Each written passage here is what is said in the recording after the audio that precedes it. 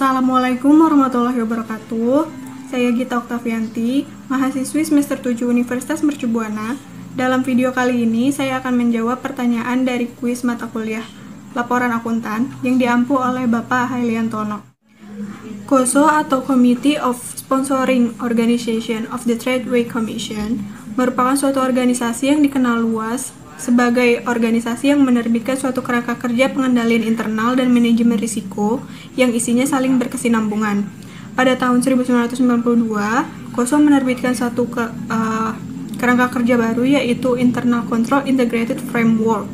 Dalam kerangka kerja tersebut, KOSO memasukkan komponen penilaian risiko di dalamnya. Sehingga di dalam KOSO 1992 itu ada 5 komponen di dalamnya.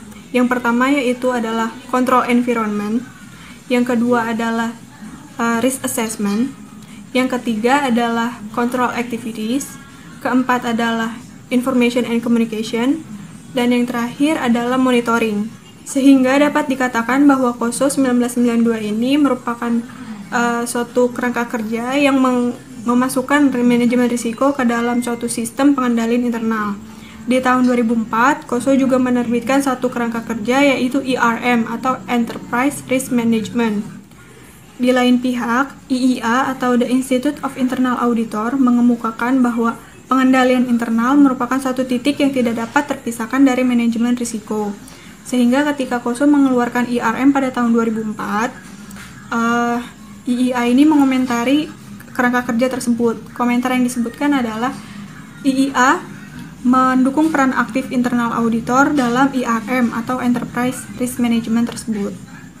International Federation of Accountants mengemukakan bahwa pengendalian internal itu merupakan bagian dari manajemen risiko.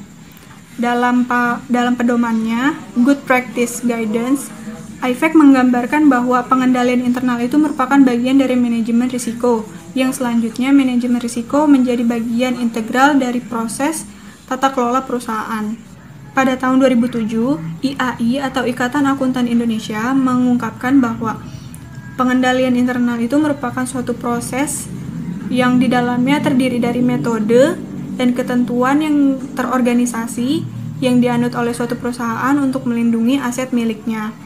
Sedangkan IAPI atau Institut Akuntan Publik Indonesia, mereka menyatakan bahwa pengendalian internal itu merupakan suatu proses yang dirancang, diimplementasikan, dan dipelihara oleh pihak-pihak yang bertanggung jawab dalam suatu tata kelola perusahaan untuk memberikan keyakinan mengenai tujuan suatu perusahaan yang berkaitan dengan laporan keuangan, efisiensi, dan efektivitas, serta kepatuhan terhadap undang-undang.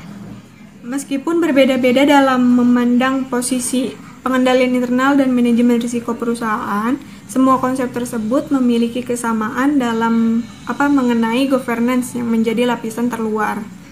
Sekian video dari saya, kurang lebihnya saya mohon maaf. Wassalamualaikum warahmatullahi wabarakatuh.